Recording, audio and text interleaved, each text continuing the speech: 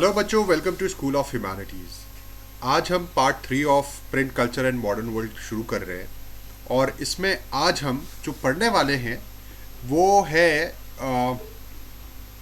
Meaning of print revolution, impact of print revolution. यानी print revolution का मतलब क्या होता है।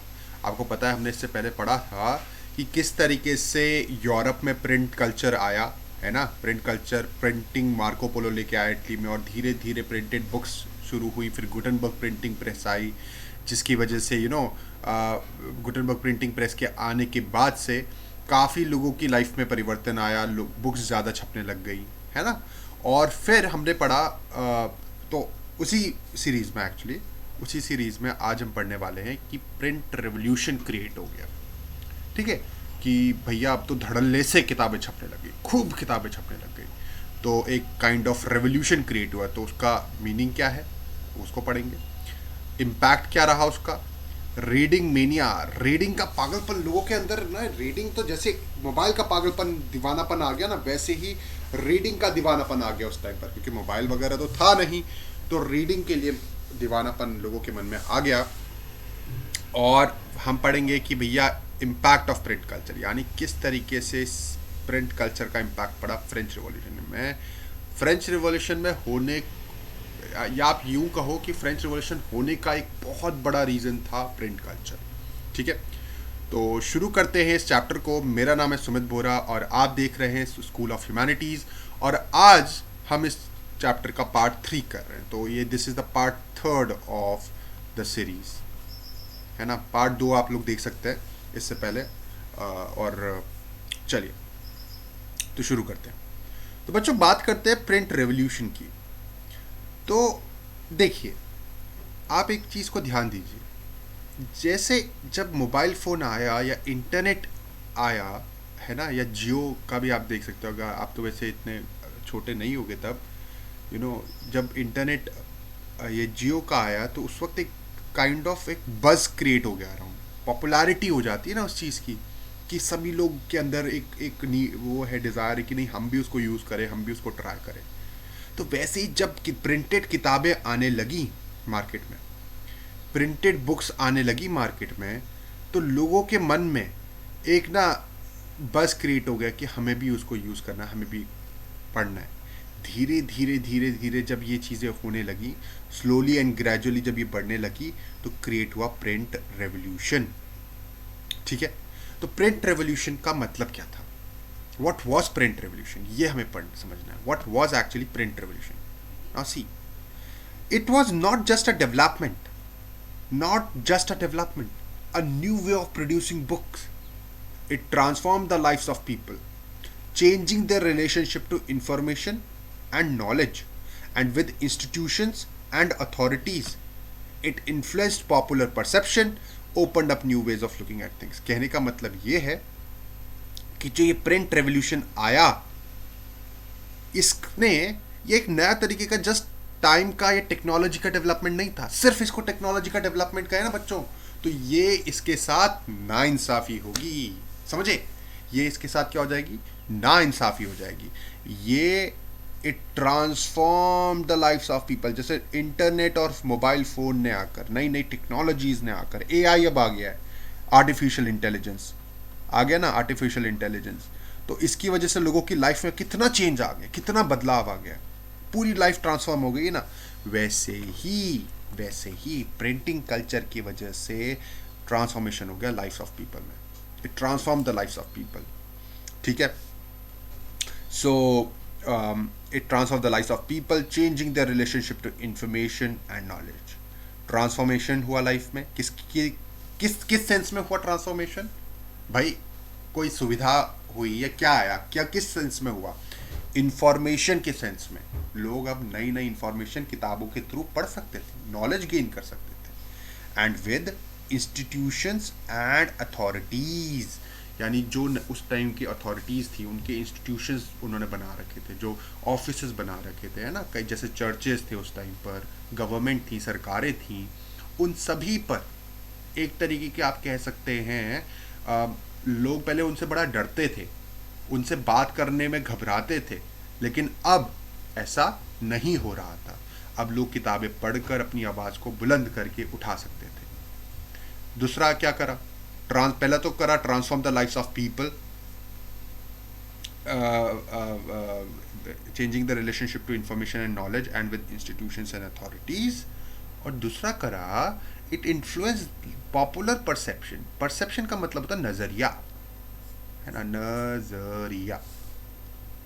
थोड़ा सा नजरिया थोड़ा स्लो हो गया, ये नजरिया समझते, देखने का तरीका, किसी भी चीज को देखने का तरीका, उसको पॉजिटिव देखो या नेगेटिव देखो। तो it influence popular perception and open up new ways of looking at things. तो एक नई तरीके से लोग जब किताबें पढ़ने लगे तो अब दुनिया को भी एक नई एंगल से, नई तरीके से देखने लगे, समझे।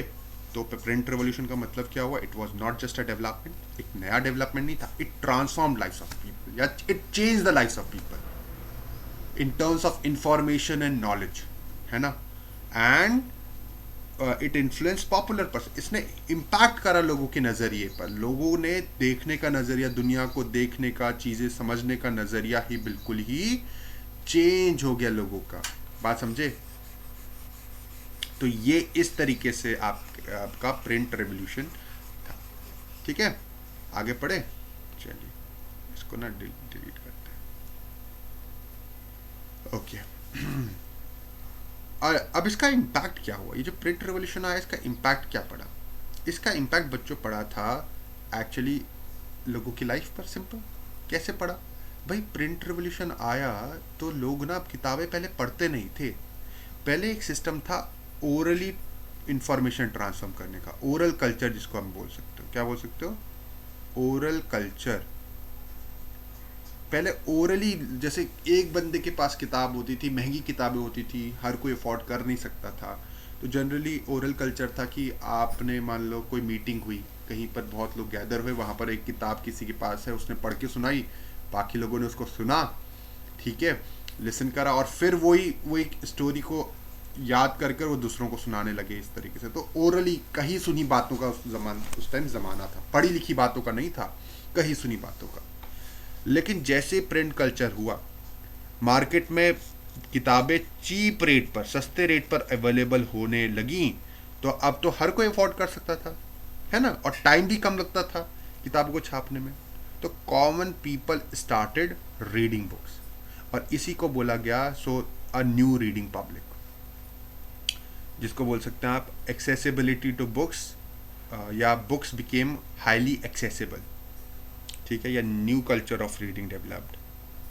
न्यू कल्चर ऑफ, क्या इम्पैक्ट पड़ा पहला, न्यू कल्चर ऑफ रीडिंग, ठीक है, न्यू कल्चर ऑफ रीडिंग। तो देखिए पढ़ते हैं, समझ में आएगा। With the printing press a new reading public emerged, printing reduce the cost of books, देख रहे हो, कॉस्ट ऑफ बुक्स रिड्यूस हो गई। The time and labour required to produce book came down, time जितना लगता था वो भी कम हो गया, जितनी मेहनत लगती थी वो भी कम हो गई। And multiple copies could be produce with greater ease. Books flooded the market, reaching out to an ever growing readership. धीरे धीरे बुक्स ने तो बाढ़ लगा दी मार्केट में, पूरी मार्केट में बाढ़ लग चुकी थी। Access to books created a new culture of reading, बस इतनी इजी अवेलेबिलिटी हो गई किताबों की, क्योंकि कॉस्ट ऑफ बुक्स क्या लिख सकते हैं इसमें देखो ना आप, कीवर्ड समझो, cost of books came down, time labour required came down, books flooded the market, high access to books created a new reading culture. Simple, खत्म बात, हो गया पॉइंट एक, क्लियर हो गया ना, आसान है ना, यही लिखना है इसके अंदर में।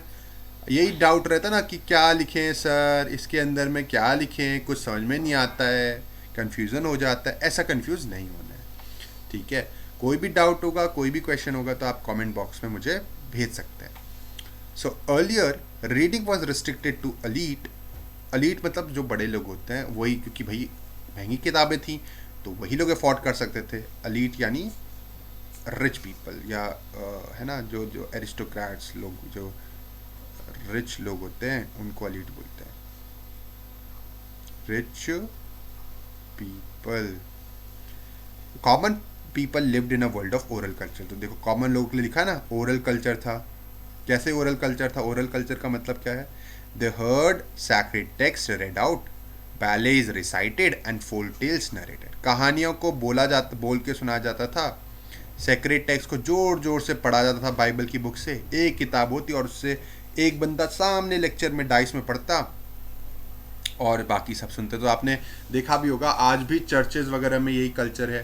फादर जो हैं, जो चर्चेज में वो पोडियम से या स्टेज से वहाँ पर चर्च में जो रहता है वहाँ पर बोलते हैं और बाकी लोग बैठ के सुनते हैं, है ना। आजकल हालांकि कई लोग बाइबल अपने साथ लाते हैं और उसको अपने सामने खोल लेते हैं, बट स्टिल, है ना, इस तरीके से करते हैं। बैले इज़ रिसाइटेड, और बैलेज जो होते हैं ये भी एक तरीके के वहाँ के फोल्क डांसेस होते हैं, उनको उन गानों को गाया जाता था, बोला जाता था।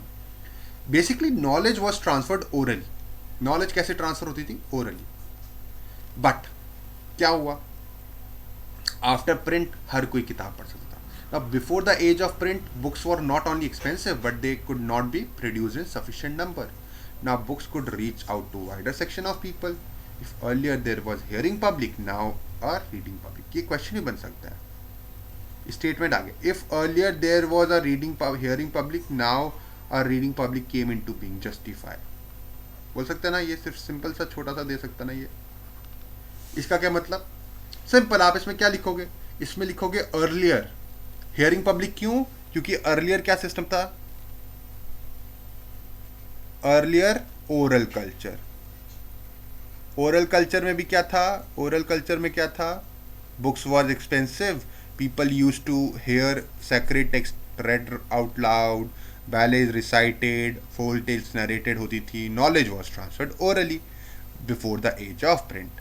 But after the age of print, books was easily accessible because cost of books was low, time and labor required to produce books was less, so books flooded the market. समझ में आया? चलो आगे पढ़े। बस स्लो पढ़ा रहा हूँ बच्चों में, पता है इतना स्लो होता नहीं है वैसे, ठीक है। इस चक्कर में वीडियो बहुत लंबी बन जाती है, बट स्टिल देखो। But the transition was not simple. Books could be read only by the literate and the rate of literacy in most European countries was very low. अच्छा, इसमें भी प्रॉब्लम थी। प्रॉब्लम क्या थी? प्रॉब्लम ये थी कि बुक्स पढ़ने के लिए बच्चों पढ़ना लिखना तो आना चाहिए ना, किताबें लिखने के लिए, किताबें पढ़ने के लिए, सॉरी।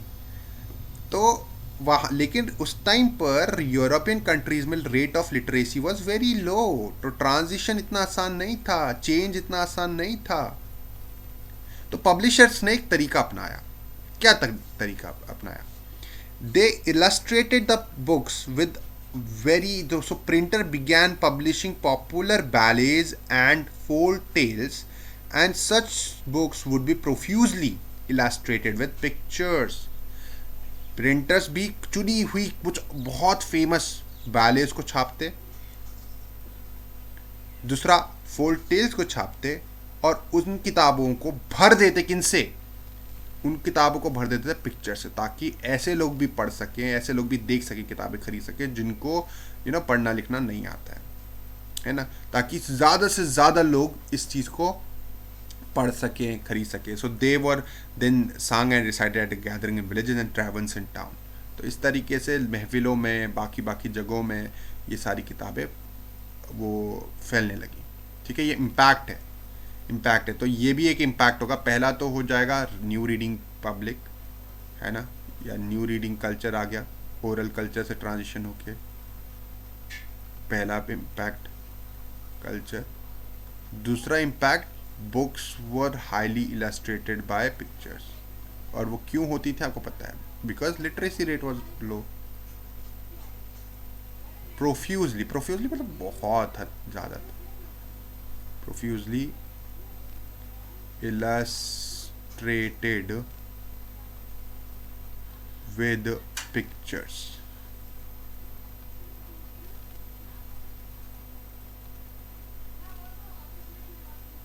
अच्छा, now oral culture thus entered print and printed material was transmitted orally.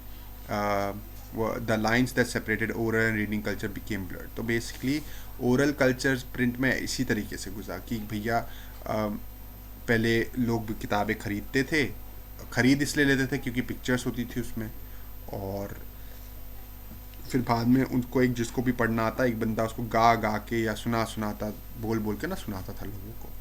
The line that separated the oral and reading culture became and hearing public and reading public became intermingle. Simple. Intermingle समझते हो ना? Intermingle मतलब होता है mix हो गए. तो अब पढ़ने धीरे धीरे मतलब ये ट्रांजिशन है. समझ में आ गया? अच्छा. आगे पढ़ते हैं.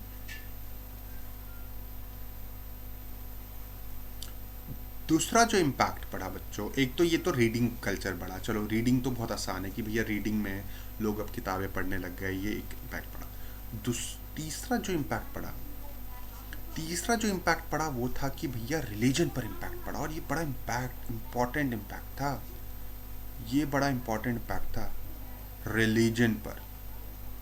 रिलीजन पर क्या इम्पैक्ट पड़ा? रिलीजन पर ये इम्पैक्ट पड़ा कि भैया उस वक्त लोग टोटली ब्लाइंडली बिलीव करते थे what ever the church priest और द फादर यूज्ड टू से. बट क्योंकि बाइबल किसी ने पढ़ी नहीं थी. अब जैसे जैसे बाइबल लोग पढ़ने लगे, क्योंकि अब किताबें छपना इजी हो गया और किताबें सस्ती हो गई, तो बाइबल खरीद के पढ़ते थे लोग. तो जो जितनी भी रिलीजियस बुक्स होती है ना बच्चों, उसमें जो लिखा होता है उसका मतलब इंटरप्रेट करना बड़ा इट्स लाइक कि आपको उसको खुद से आपकी सोच से के हिसाब से आपको उसका मतलब निकालना पड़ेगा. उसमें मतलब भी बड़े अलग अलग निकल के आ जाते हैं. एक ही लाइन का बहुत सारे मतलब निकल के आ जाते हैं. तो ऐसे ही वहाँ भी हुआ. प्रीस्ट लोग, फादर लोग अपने ही फायदे के लिए अपने हिसाब से मतलब बताते थे बाइबल का. लेकिन जब लोग खुद से बाइबल पढ़ने लगे उनको लगा नहीं, ये तो थोड़ा डिफरेंट लिखा है, प्रीस्ट लोग तो गलत बता रहे हैं, है ना. तो देखो, इसलिए लोगों ने किताबों को पढ़, जैसे बाइबल पर सबसे ज़्यादा डिबेट्स होने लगे उस टाइम पर. रिलीजियस बुक्स पर डिबेट्स होने लगे कि लोग अब किताबें पढ़ रहे थे तो अब वो ना अपनी आवाज़ भी उठा सकते थे कि भाई भैया आप जो बोल रहे हो गलत है, इसमें ऐसा कुछ भी नहीं लिखा हुआ है बाइबल में, राइट. तो देखो, print created the possibility of wide circulation of ideas बोले तो किताबें, नई नई किताबें लोगों तक पहुंच रही थी, उनके आइडियाज लोगों तक पहुंच रहे थे. And introduced a new world of debate and discussion. Even those who disagreed with established authority could now print and circulate their ideas. जो लोग अथॉरिटीज यानी राजा की अथॉरिटी, चर्च की अथॉरिटी से डिसअग्री करते थे, उनका सपोर्ट नहीं करते थे, वो भी अब किताबें छाप सकते थे. Through the printed messages they could persuade people. Persuade मतलब convince people to think differently and move them to action. This had significance in different spheres of life. समझे कि नहीं समझे कि भैया प्रिंट की वजह से क्या हुआ? नया इट क्रिएटेड अ रिलीजन में क्रिएटेड एन अपॉर्चुनिटी और पॉसिबिलिटी. आप लिख सकते हो थर्ड पॉइंट को, इसको, हाँ, थर्ड पॉइंट को आप लिख सकते हो, created a possibility wide circulation of ideas, debate and discussion. Created a possibility of debate and discussion on religious matter. आप directly debate and discussion on religious matters. बताओ, समझ में आ रहा है?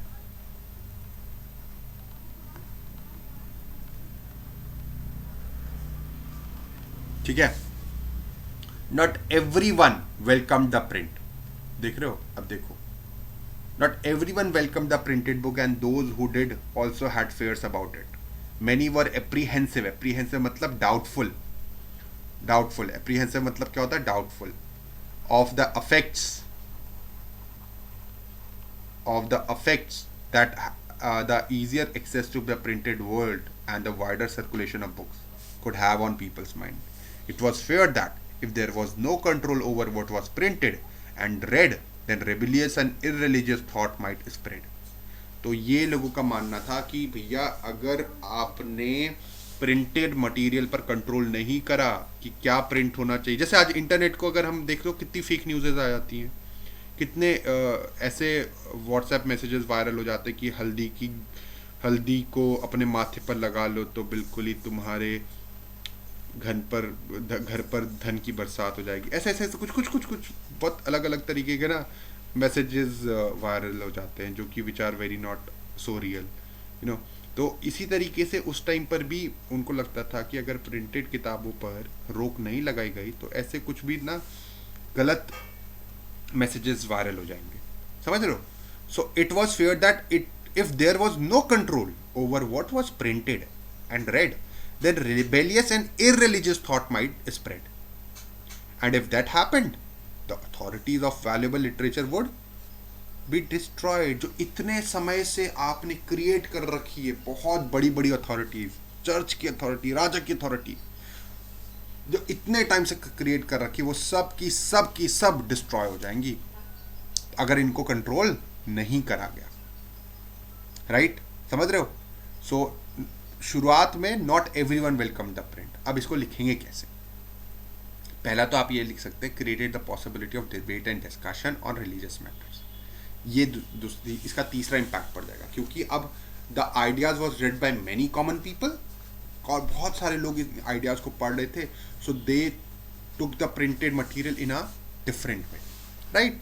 और कुछ लोगों का, मैनी वर नॉट सो उनका बाकियों का मानना था, लाइक फोर्थ पॉइंट, इसको फोर्थ पॉइंट भी बना सकते हो अगर चाहो तो, इस वाले पैराग्राफ को, many did not welcome the printed books, या एवरीवन, ये देखो लिखा हुआ ना, everyone did not welcome the printed books, क्योंकि बिकॉज इनके मन में फेयर था, वाइड सर्कुलेशन ऑफ बुक्स इनकी अथॉरिटीज को, इनके इंस्टीट्यूशन को, इतने समय से जो साम्राज्य बनाया है उसको खत्म कर सकता था।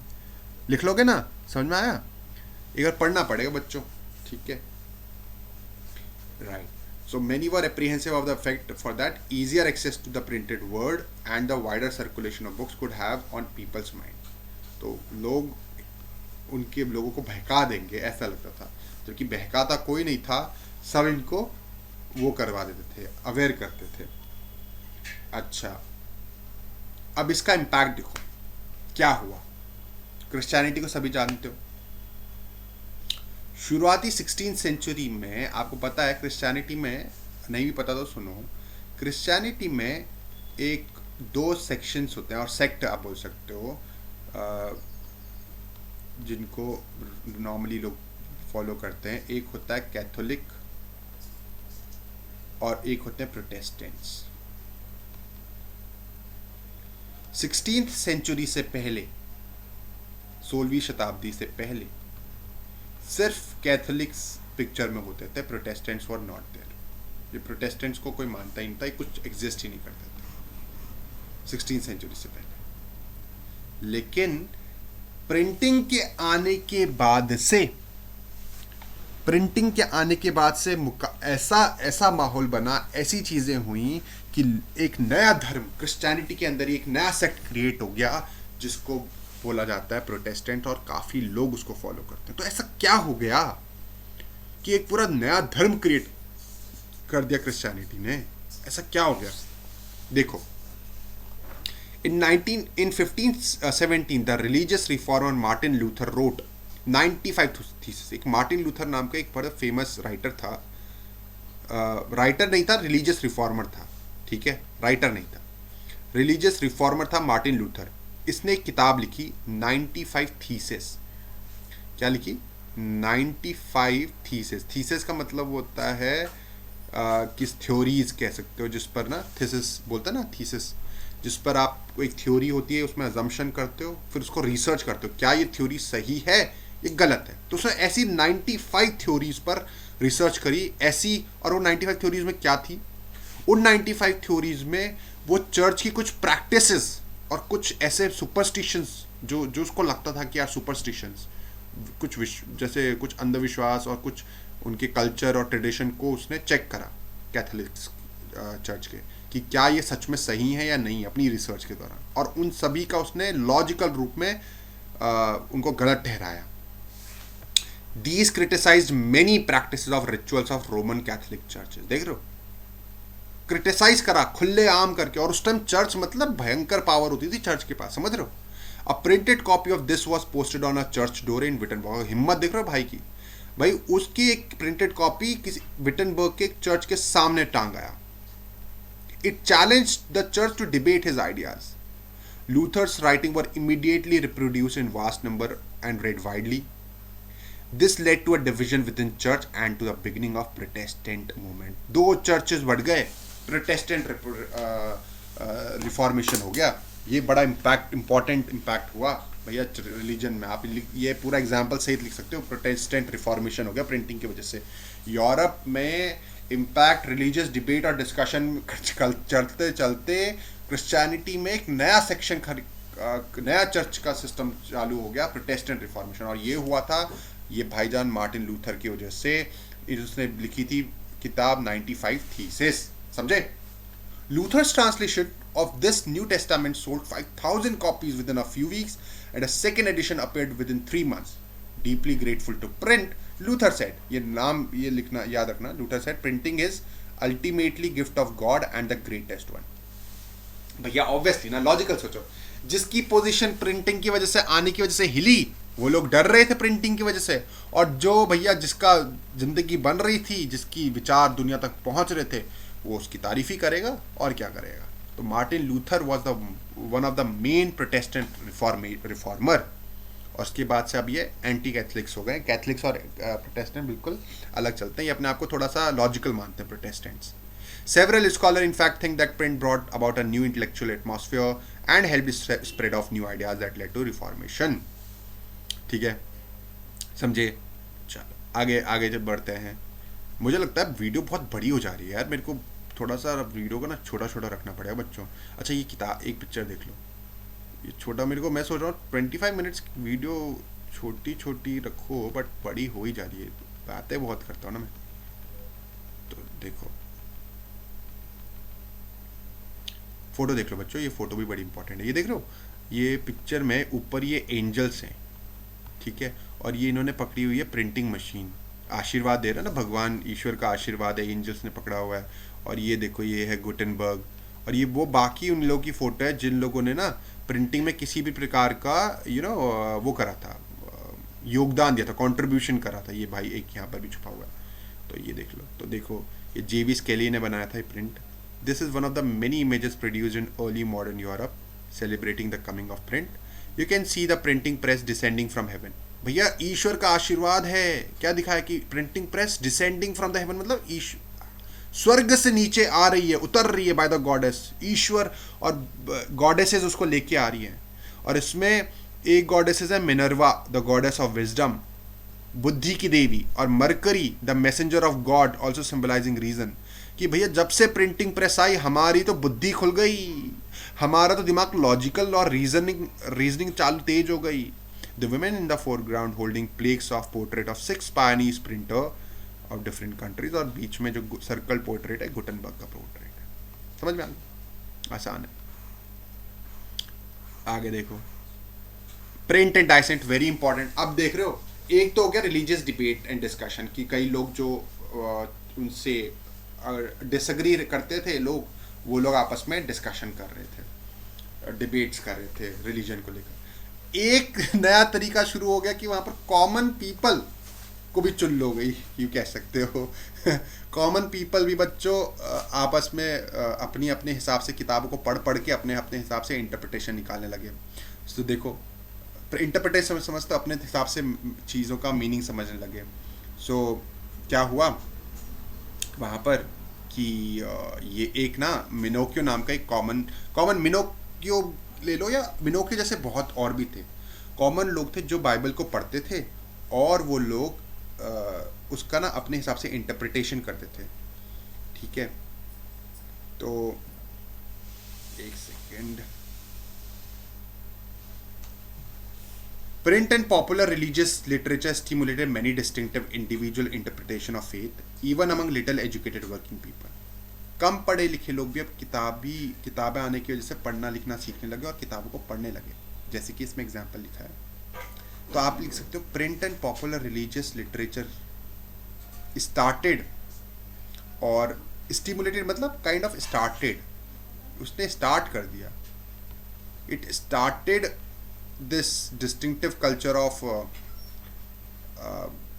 individual interpretation of faith. Individual interpretation मतलब एक तरीके से लोग अपने हिसाब से अब रिलीजन को इंटरप्रेट कर रहे थे, समझने की कोशिश कर रहे थे. जैसे कि 16th सेंचुरी में मिनोकियो नाम का एक मिलर मतलब मिल में काम करने वाला बंदा था इटली में. He began to read books that were available in his locality. He reinterpreted the message of Bible. उसने बाइबल का मैसेज बाइबल पढ़ी और उसका मैसेज दोबारा से समझा अपने हिसाब से. वो नहीं जो लोगों ने बोला है, नहीं, उसने खुद पढ़ी, खुद समझा. And formulated a view of God. इसलिए भैया किताब खुद पढ़ो और खुद समझो, ये बड़ा इंपॉर्टेंट है. When the Roman Church began its Inquisition, क्या हुआ? इंक्विजिशन मतलब होता है, रोमन चर्च था पहले, देखो, a former Roman Catholic court for identifying and punishing heretics. अब ये हेरिटिक्स कौन होते हैं? हेरिटिक्स यानी जो चर्च को की बातों को एक्सेप्ट नहीं करते. जैसे कि ऐसे लोग जो कैथोलिक चर्च की बातों पर बिलीव नहीं करते, उसको नहीं मानते, चर्च को नहीं मानते, तो उनको पनिश करते. तो स्टॉप इंक्विजिशन होता था, ये बड़ा खतरनाक होता था, ताकि ऐसे ये हेरिटिक्स लोगों को, जो अलग लोग हैं, जो उस पर बिलीव नहीं करते हमारे रिलीजन पर, उनको ख़त्म कर सकें. तो मिनोकियो बेचारे को पकड़ के अल्टीमेटली एग्जीक्यूट कर दिया, उसको मार दिया. The Roman church, troubled by such effect of popular reading and questioning of faith, impose severe control over publisher and book seller and began to maintain index of prohibited books from 1558. 16th century के end आते आते मतलब इतना परेशान हो गए Roman church वाले कि भैया ये प्रिंटिंग की वजह से तो हमारा जीना हराम हो गया, हमारी रोजी रोटी पर बात आ गई है. तो उन्होंने एक किताबों की लिस्ट वो जारी करी, इंडेक्स ऑफ प्रोहिबिटेड बुक्स, कि इन बुक्स को आप प्रिंट नहीं कर सकते. स्ट्रिक्ट वो कर दिया कि इन किताबों का सीवियर कंट्रोल लगा दिया कि प्रिंट भी करोगे तो क्या प्रिंट करोगे, क्या नहीं प्रिंट करोगे, ये सारी चीज़ें.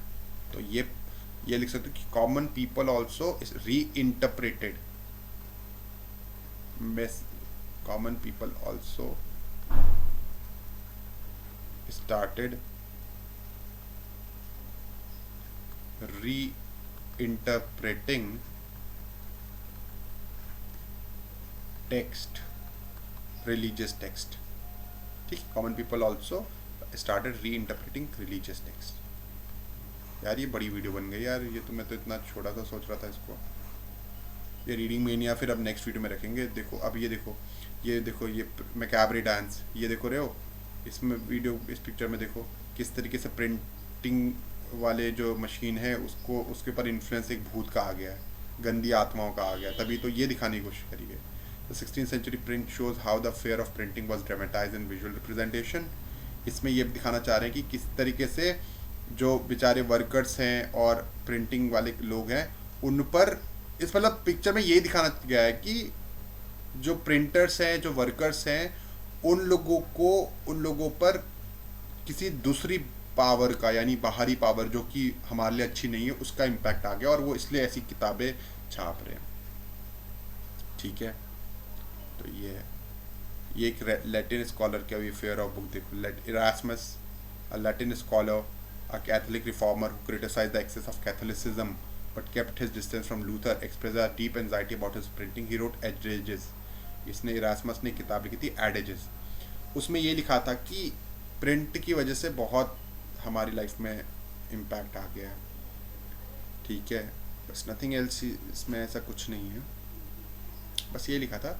इसमें यही है, इरास्मस ने Adages लिखी थी और ये भी कैथलिक्स के साथ, कैथोलिसिज्म के साथ अग्री नहीं करता था, डिसएग्री करता था.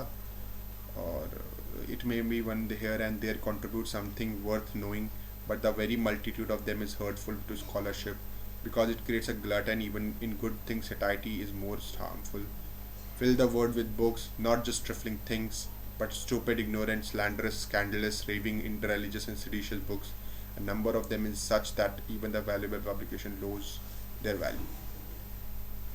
कहने का मतलब ये है, ये भी बोल रहा है कि किताबों, अगर दुनिया को किसी से भरना है तो भरो उस किससे भरो, बुक से. ये कहना चाह रहा था. बस आज की वीडियो में इतना ही बता दें भाई, बहुत लंबी वीडियो हो जाती है. मैं कोशिश करूँगा नेक्स्ट टाइम से नेक्स्ट पार्ट को छोटा से छोटा रखने की. आई नो बड़ी वीडियो देखने में बड़ी दिक्कत होती है. और that's all for today. Rest will do in our next video. And please like my video, share it, subscribe it. Thank you so much.